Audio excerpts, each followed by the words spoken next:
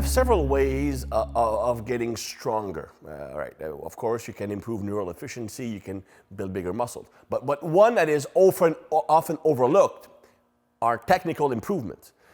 Everybody loves to talk about training methods, best training exercise, how can I fix that weakness? But really, one of the first and most important ways of getting stronger and lifting heavier weights is optimizing technique. Of course, those who are really involved in the strength world, those who are very serious about their craft, they understand how important technique is.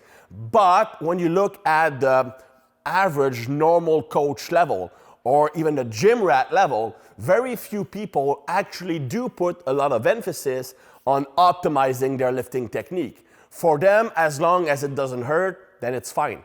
That's not the way it works. If you want to squat the biggest weight, you have to maximize technique. Same with the deadlift, bench press, and all that stuff. And it's not just about the lift looking good from the external eye. It's also about what's going on inside the body when you are doing the lifts. So for example, the first one is making sure that tension is optimized.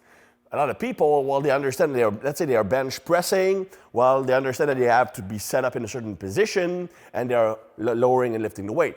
But they are not keeping that back, or either the lats, rhomboids, rear delts, they're not kept tight when they're bench pressing. Maybe when they're setting up, but as soon as they unrack the bar and when they start to lift it, then that back sides go soft. That will lead to strength leaks. They lose strength. Same thing, even if your glutes are not properly contracted, you will not be as strong either. Every big lift should be a whole body effort. Either a muscle is a prime mover, so it needs to be contracting, or it is a supporting or fixating muscle. Either supporting the main movers or fixating the body's posture to making sure that you are lifting the weight from a very stable foundation. So when you're squatting, for example, you want to root your feet into the floor. You want to contract your abs as if you're going to get a punch in the stomach. You want to engage those lats. Same thing with the bench press, same thing with the deadlift. So it's not just about the lift looking okay from the external eye. It's making sure that all the muscles are kept under tension at the right time during the lift to make sure that you are not losing strength, so you can transfer all of your force into the barbell.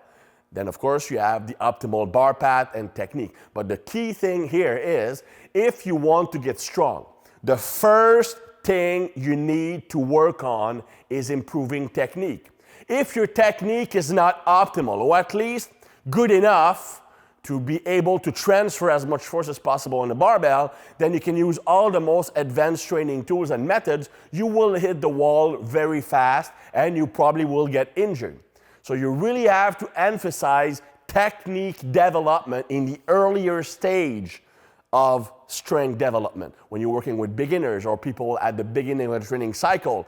And that's done with weights that are in the 70 to 80% range. Heavy enough so that it actually feels like you're lifting something, but not so heavy that you cannot concentrate on that tension. Remember that the highest the force production needs to be, the more your body will go back to its natural instincts, its natural programming.